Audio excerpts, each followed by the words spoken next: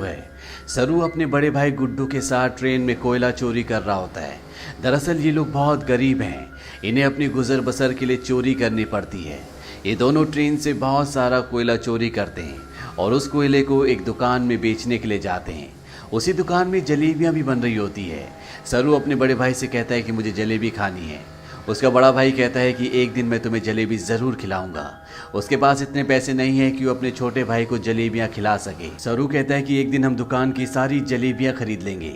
अब कोयले के बदले में थोड़ा सा दूध दिया जाता है और ये दोनों भाई खेलते हुए अपने घर वापस पहुंच जाते हैं, जहां पर सरू और गुड्डू की एक छोटी बहन भी है। ये तीनों अपनी माँ के साथ रहते हैं। सरू की माँ अपने दोनों बच्चों से पूछती कि वो दूध कहाँ से लेकर आए, लेकिन वो इस बात का कोई भी जवाब नहीं देते। उसी रात को सरू का भाई गुड्डू काम पर जा रहा होता है। सरू कहता है कि मैं भी तुम्हारे साथ काम पर चलूंगा। उसका भाई कहता है कि तुम मेरे साथ नहीं चल सकते क्योंकि काम पर बोरियां उठानी पड़ती है और इस काम के लिए तुम बहुत छोटे हो। सरू अपने सिर के ऊपर चेयर उठाकर दिखाता है, साथ ही साथ वो साइकिल भी उठाने की कोशिश करता है। सरू कहता है कि मैं कोई भी काम कर सकता हूँ। सरू की जिद करने पर उसके भाई को उसे अपने साथ ले जाना पड़ता है। ये दोनों के दोनों एक ट्रेन स्टेशन पहुँचते हैं। सरू अपने भाई गुड्डू की गोद में ही सो जाता है। उसका भाई उसे उठाने की कोशिश भी करता है पर सरू बहुत छोटा है, उसे बहुत नींद आ रही होती है। वो कहता है कि मुझे सोने दो। सरू का भाई गुड्डू उसे एक बेंच पर लिटा देता है और कहता है कि मैं कल सुबह काम कर कर वापस लौट जाऊंगा, तुम यहीं पर रहना। जाने से पहले सरू अपने भाई को कहता है कि जब तुम लौटोगे तो जलेबी लेकर आना। वो कहता है कि ठीक है। सरू कहता है 2000 जलेबियां। इसके बाद उसका भाई गुड्डू काम पर चला जाता है। कुछ ही देर बाद जब रात और भी गहरी हो जाती है, स्टेशन पूरी तरह से खाली हो जाता है। इस पूरे स्टेशन पर सिर्फ एक ही बच्चा होता है और वो होता है सरू। सरू वहीं प्लेटफॉर्म पर खड़ी एक ट्रेन में जाकर बैठ जाता है। कुछ ही देर बाद उसे नींद आ जाती है। सुबह जब उसकी नींद खुलती है तो ट्रेन चल रही होती है। सरू ये देखकर घबरा जाता है और ट्रेन में चारों तरफ भागता है। वो अपने भाई को आवाज भी देता है। साथ ही साथ वो ट्रेन के दरवाजे खोलने की भी कोशिश करता है पर दरवाजे पूरी तरह से लॉक्ड होते हैं। इसीलिए ट्रेन के कई बार रुकने के बाद भी वो ट्रेन से बाहर नहीं निकल पाता। ट्रेन की बोगी पूरी तरह से खाली है। सरू भूखा प्यासा इस ट्रेन में फंस चुका है। कुछ दिन का सफर तय करने के बाद ट्रेन कलकत्ता वेस्ट बंगाल पहुंच जाती है, यानी सरू के घर से 1600 किलोमीटर दूर। सरू मध्य प्रदेश के खांडवा डिस्ट्रिक्ट से है। वो स्टेशन पे उतरता है जहाँ पर बहुत ज़्यादा भीड़ होती है। वो टिकट काउंटर पर जाता है और कहता है कि मुझे अपने घर जाना है, पर यहाँ पर सब बंगाली में बात कर रहे होते हैं। सरू को किसी की बात समझ में नहीं आती। वो वहीं स्टेशन पर बैठे अपने जैसे कुछ बच्चों के साथ जाकर बैठ जाता है जिनके पास कोई भी घर नहीं होता। और कुछ ही देर बाद यहाँ पर कुछ लोग आते हैं जो उन बच्चों को उठाकर अपने साथ ले जा रहे होते हैं। सरू किसी तरह से वहाँ से भाग जाता है और वो एक बार फिर से रात के अंधेरे में इस बड़े शहर में पूरी तरह से अकेला है। उसे बहुत भूख भी लगी होती है। तभी उसे देवी माता की एक मूर्ति दिखती है। वो देवी माँ को नमन करता है और देवी माँ के चरणों में जो प्रसाद होता है वो उस प्रसाद को खाता है। अगली सुबह सरू ट्रेन ट्रैक पर चल रहा होता है क्योंकि वो अपने घर जाना चाहता है।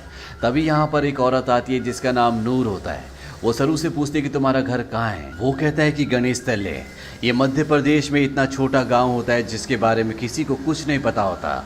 नूर उसे अपने घर ले जाती है, उसे खाना खिलाती है, नहलाती है। वो कहती है कल सुबह एक आदमी आएगा जो तुम्हारी मदद करेगा, वो तुम्हें तुम्हारी मम्मी से मिलवा देगा।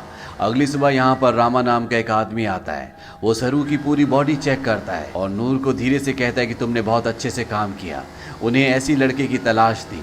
सरू को इन दोनों पर शक हो जाता है, इसीलिए वो मौका देकर इस घर को छोड़कर भाग जाता है। सरू अपने कई दिन हावड़ा ब्रिज के आसपास गुजारता है।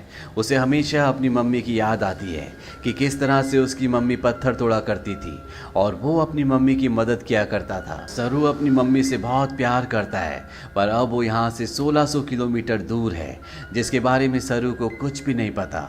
सरू को इसी तरह से यहाँ पर 2 महीने बीत जाते हैं और एक सुबह जब बारिश हो रही होती है तो वो एक कैफ़े के बाहर बैठा होता है।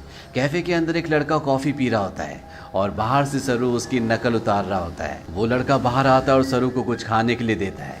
इसके बाद वो सरू को अपने साथ पुलिस स्टेशन ले जाता है। वो बताता है कि इस लड़के को बांग्ला बोलनी नहीं आती है, हिंदी में बात करता है। जब मैंने इससे पूछा कि कहाँ से है तो इसने बताया कि ये गणेश तल्ले से है। इस जगह के बारे में ना लड़के को ना ही पुलिस वाले को कुछ पता होता है क्योंकि ये मध्य प्रदेश में एक बहुत छोटा सा गाँव है। लड़का सरू से उसकी मम्मी का नाम भी पूछता है। सरू कहता है कि मेरी मम्मी का नाम अम्मी है। दरअसल उसे अपनी मम्मी का नाम नहीं पता होता। पुलिस उसके पेरेंट्स को ढूंढने की बहुत कोशिश करती है, पर सरू के घर का, उसके गांव का, उसके परिवार का कुछ भी पता नहीं चलता।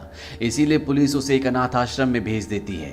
सरू 3 महीने वहां पर गुजारता है और 3 महीने के बाद सरू से एक लेडी मिलने आती है जिसका नाम मिसेस सूद होता है। वो सरू को बताती है कि पिछले 3 महीनों से हम तुम्हारी अम्मी को, तुम्हारे परिवार को ढूंढने की कोशिश कर रहे हैं, पर कुछ भी पता नहीं चला।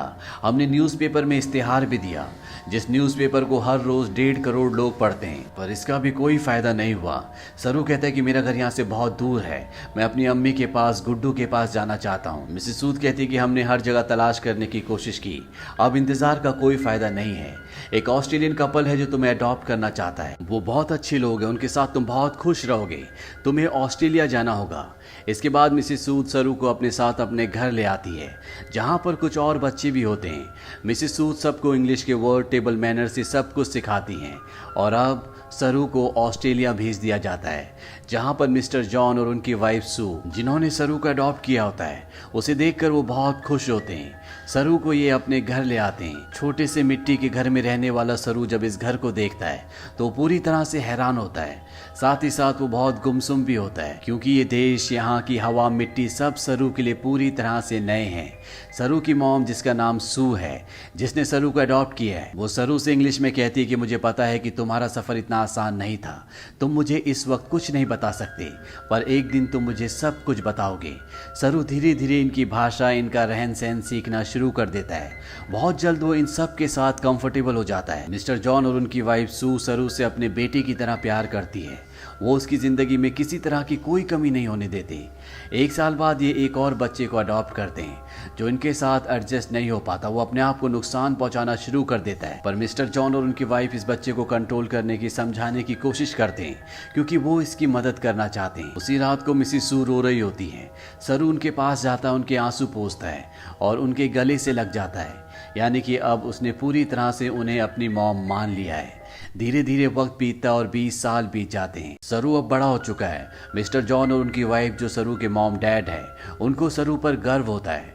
वो होटल मैनेजमेंट की पढ़ाई करने के लिए मेलबॉर्न जा रहा होता है। वो अपने उस भाई से भी मिलता है जिसे मिस्टर और मिसेस जॉन ने सरू के बाद अडॉप्ट किया था, लेकिन ये दोनों एक दूसरे को पसंद नहीं करते। सरू अब होटल मैनेजमेंट की इंट्रोडक्टरी क्लास में पहुंच जाता है, जहां पर सब अपने बारे में बताते हैं। सरू कहता है कि वो अपना होटल खोलना चाहता है, साथ ही वो ये भी बताता है कि वो इंडिया में कैलकाटा से है। इसके बाद यहाँ पर जितने भी स्टूडेंट्स होते हैं वो सब के सब हाउस पार्टी रखते हैं, जहाँ पर सरू भी जाता है। यहाँ बहुत सारे इंडियन स्टूडेंट्स भी होते हैं, इसीलिए यहाँ पर खाने में बहुत सारा इंडियन फूड होता है। और सरू जब वहाँ पर जलेबियाँ देखता है तो उसे बचपन का वो लम्हा याद आ जाता है, जब उसने अपने भाई गुड्डू से जलेबी खाने के लिए कहा था और जवाब में उसके भाई गुड्डू ने कहा था कि वो उसे जलेबी ज़रूर खिलाएगा। सरू ने कहा था कि एक दिन वो सारी जलेबी खरीद लेंगे। सरू को जब ये लम्हा याद आता है तो उसकी आंखों में आंसू आ जाते हैं और वो अपने दोस्तों को बताता है कि वो कैलकाटा से नहीं है, वो किसी और जगह से है। बचपन में वो खो गया था, वो एक ट्रेन में बैठ गया था और जब ट्रेन रुकी तो वो कैलकाटा पहुंच गया था। यहाँ पर एक लड़का उससे पूछता है कि वो ट्रेन में कितने दिन तक था। सरू कहता है 2-3 दिन तक। वो लड़का उसके गांव का नाम पूछता है। सरू कहता है गणेश तले, लेकिन सरू को अब ये भी नहीं पता कि वो अपने गांव का नाम अच्छे से प्रोनाउंस कर पा रहा है कि नहीं, क्योंकि उसे हिंदी बोलनी नहीं आती, वो अब सिर्फ इंग्लिश बोल सकता है। यहाँ पर एक लड़का उससे कहता है कि कैलकाटा के हावड़ा ब्रिज से, जहाँ पर तुम बचपन में पहुंचे थे, अगर वहां से हम टाइम और ट्रेन की स्पीड को कैलकुलेट करें और वापस जाएं तो हम तुम्हारे गांव के आसपास के रेडियस में पहुंच सकते हैं। यहाँ पर एक लड़की उसे गूगल अर्थ के बारे में बताती है। वो कहती है गूगल अर्थ के सहारे तुम दुनिया की किसी भी जगह को ढूंढ सकते हो, पर सरू इस बारे में और ज्यादा बात करने से मना कर देता है। इसके बाद ये पार्टी से निकल जाते हैं। सरू के साथ एक लड़की भी होती है जिसका नाम लूसी होता है। ये दोनों एक दूसरे की तरफ अट्रैक्टेड होते हैं, इसीलिए रात को ये दोनों एक दूसरे के फिजिकली बहुत क्लोज हो जाते हैं। अगली सुबह जब सरू उठता है तो उसे अपने पेरेंट्स की, अपने घर की, अपने गाँव की याद आती है। उसे एहसास होता है कि उसके खो जाने के बाद उसकी मॉम, भाई बहन उसके लिए कितना परेशान हुए होंगे। इसीलिए वो गूगल अर्थ एप्लीकेशन के जरिए, साथ ही साथ स्टेशन से अपने घर की जो दूरी होती है उसकी कैलकुलेशन करके हर तरह से अपने गांव गणेश तले को ढूंढने की कोशिश करता है, पर उसकी सारी कोशिश पूरी तरह से बेकार हो जाती है। धीरे धीरे वक्त बीतता और 3 साल बीत जाते हैं। लूसी का और सरू का रिश्ता अब और भी गहरा हो चुका है। ये दोनों एक दूसरे से बहुत प्यार करते हैं, पर सरू आज भी अपने परिवार के लिए परेशान है। उसे कई बार अपने भाई की छवि दिखती है। उसे एहसास होता है कि उसका भाई उसे कह रहा है कि उसे घर चले जाना चाहिए। सरू अपने परिवार की यादों में उन्हें ढूंढने में इतना खोया होता है कि धीरे धीरे वो लूसी से अलग हो जाता है। वो लूसी से कहता है कि तुम मुझसे बेहतर इंसान डिजर्व करती हो। लूसी और सरू अलग हो जाते हैं। कई महीनों के बाद लूसी को सरू जब एक दिन एस्केलेटर पर देखता है तो वो उससे बात करता है। वो लूसी से कहता है कि वो उसे बहुत मिस करता है। इसके बाद एक बार फिर से दोनों एक दूसरे के बहुत क्लोज आ जाते हैं। लूसी सरू से कहती है कि तुम्हें अपनी मॉम के पास जाना चाहिए, उन्हें तुम्हारी जरूरत है। सरू अपनी मॉम के पास जाता है जिनकी तबीयत खराब होती है। सरू को आज तक ये लगता था कि उसकी मॉम ने उसे इसलिए अडॉप्ट किया क्योंकि वो कभी माँ नहीं बन सकती, पर सू सरू को बताती है कि मैं माँ बन सकती थी, पर मैंने और तुम्हारे डैड जॉन ने डिसाइड किया था कि हम 2 बच्चों को अडॉप्ट करेंगे क्योंकि इस दुनिया में बहुत सारे ऐसे बच्चे हैं जिन्हें माँ बाप की, परिवार की जरूरत है। वो सरू को अपने बचपन का एक एक्सपीरियंस भी बताती है। वो कहती है कि मेरे डैड बहुत ज़्यादा अल्कोहल पीते थे, वो एक अच्छे इंसान नहीं थे, मैं हमेशा डरी डरी रहती थी। और एक दिन जब मैं अपने घर के पीछे गई तो मैं चाहती थी कि धरती मुझे निगल ले। तभी मुझे खेत की दूसरी तरफ एक बच्चा दिखा जिसकी ब्राउन स्किन थी और अगले पल वो बच्चा मेरी साइड में खड़ा था। उस पल मुझे एहसास हो गया कि अब मेरी ज़िंदगी में सब कुछ ठीक होगा।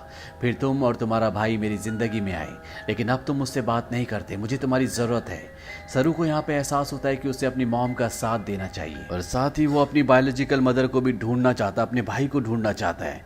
इसीलिए एक बार फिर से वो गूगल अर्थ पर अपने गाँव को ढूंढने की कोशिश करता है और जब वो इंडिया के अलग अलग हिस्सों को जूम करके देखता है तो उसे वो जगह दिख जाती है जहाँ पर उसकी मॉम पत्थर तोड़ा करती थी। इसके बाद वो धीरे धीरे आसपास के पूरे एरिया को सर्च करता है और उसे अपना गाँव, जिसका नाम गणेश तलाई है, वो मिल जाता है। उसे पता चल जाता है कि उसका गांव मध्य प्रदेश के खांडवा डिस्ट्रिक्ट में है। इस बात से बहुत खुश होता है। वो ये बात लूसी को और अपनी मॉम को भी बताता है। उसकी मॉम भी उसके लिए बहुत खुश होती है क्योंकि उसकी मॉम और उसके डैड चाहते हैं कि वो इंडिया जाकर अपने परिवार से मिले। सरू अब भारत आ जाता है और वो उस जगह पहुंच जाता है जहां पर उसने अपना बचपन बिताया था। वो धीरे धीरे बचपन की यादों से आगे बढ़ता हुआ उस घर तक पहुंच जाता है जहां पर बचपन में वो अपनी मॉम, अपने भाई और अपनी बहन के साथ रहा करता था। पर अब इस घर में कोई भी नहीं रहता। वो आस पड़ोस से पूछने की कोशिश भी करता है पर उसकी भाषा किसी को भी समझ नहीं आती और ना ही अब वो हिंदी समझ सकता है। तभी वहां पर एक आदमी आता है जिसे इंग्लिश आती है। सरू उसे अपने भाई का और अपनी बहन का नाम बताता है। उससे पूछता है कि जो परिवार पहले इस घर में रहता था अब वो कहाँ चला गया, पर वो आदमी उसकी बात का जवाब नहीं देता, वहां से चला जाता है। पर कुछ ही पलों के बाद वो लौट कर आता है और सरू को इशारा करता है। सरू जब उस तरफ जाता है तो वो देखता है कि सामने से एक बूढ़ी औरत आ रही होती है और ये औरत और कोई नहीं बल्कि वो होती है जिसकी गोद में सरू ने अपना बचपन बिताया था। ये उसकी बायोलॉजिकल मॉम होती है। वो उनके गले लगकर बहुत रोता है। सरू की मॉम आज तक इस गांव को छोड़कर इसीलिए नहीं गई थी क्योंकि उसे यकीन था कि एक दिन उसका बेटा लौटकर जरूर आएगा। सरू की बहन भी यहाँ पर होती है। वो अपनी बहन को अपने गले से लगा लेता है पर सरू अपने भाई से मिल नहीं पाता। उससे पता चलता है कि जिस रात वो अपने भाई के साथ काम पर गया था पर सरू को नींद आ रही थी, इसीलिए उसके भाई ने उसे बेंच पर सुला दिया था। और जब उसका भाई जा रहा था तो सरू ने अपने भाई से कहा था कि सुबह जलेबी लेकर आना। उसी रात को उसके भाई गुड्डू की एक ट्रेन दुर्घटना में मृत्यु हो गई थी। यानी कि एक माँ ने एक ही रात में अपने दोनों बेटों को खो दिया था। पर उसकी उम्मीद, ईश्वर पर उसकी आस्था थी जो इतने सालों तक वो अपने छोटे बेटे सरू का इंतजार करती रही। और आज 25 सालों के बाद उसका बेटा वापस लौट आया। सरू इसके बाद ऑस्ट्रेलिया में अपने मॉम और डैड को कॉल करता है। वो उन्हें बताता है कि मुझे मेरा परिवार मिल गया पर इससे कुछ भी नहीं बदलता। आज भी आप मेरे लिए वही हो जो पहले थे, आप मेरे मॉम डैड हो। इसके बाद सरू उन सभी जगहों पर जाता है जहां पर वो अपने भाई के साथ खेला करता था और इन जगहों पर जाकर उसे अपने बचपन की याद आ जाती है जब वो इन्हीं रास्तों पर अपने भाई के साथ चला करता था। सरू को यहाँ पर एक और बात पता चलती है कि उसका नाम सरू नहीं बल्कि शेरू है, जिसका मतलब होता है लायन। अंत में हमें कुछ रियल फुटेज दिखाई जाती है जिसमें सरू के वो माँ बाप जिन्होंने उसे अडॉप्ट किया था वो इंडिया आते हैं। इंडिया में सरू की जो असली बायोलॉजिकल मॉम होती है वो उन्हें अपने गले से लगा लेती है। तो ये थी सच्ची कहानी सरू की। ऑफिशियल रिपोर्ट्स के मुताबिक पता चलता है कि भारत से हर साल 80,000 बच्चे गायब होते हैं, लेकिन उसमें से 1% भी बच्चे ऐसे नहीं हैं जिनकी किस्मत सरू की तरह हो। इसीलिए इस पूरी कहानी, इस पूरी फिल्म के जो हीरो हैं वो और कोई नहीं बल्कि मिस्टर जॉन और उनकी वाइफ सू है, जो अपने बच्चे पैदा कर सकते थे, पर उन्होंने फैसला किया कि वो अपने बच्चे पैदा ना करके उन बच्चों को अडॉप्ट करेंगे जिनके पास घर नहीं है, ताकि उन्हें एक अच्छा घर मिल सके। अगर इस दुनिया में हर एक इंसान की सोच इसी तरह से हो जाए तो ये दुनिया स्वर्ग बन जाए। तो ये थी पूरी कहानी फिल्म लॉयन की। ये फिल्म सन 2016 में रिलीज हुई थी। IMDb पर इसकी रेटिंग है 8। इस फिल्म का बजट था $12 मिलियन और बॉक्स ऑफिस पर इसने कमाई की थी $141 मिलियन की। उम्मीद करते हैं कि ये कहानी आपको पसंद आई होगी।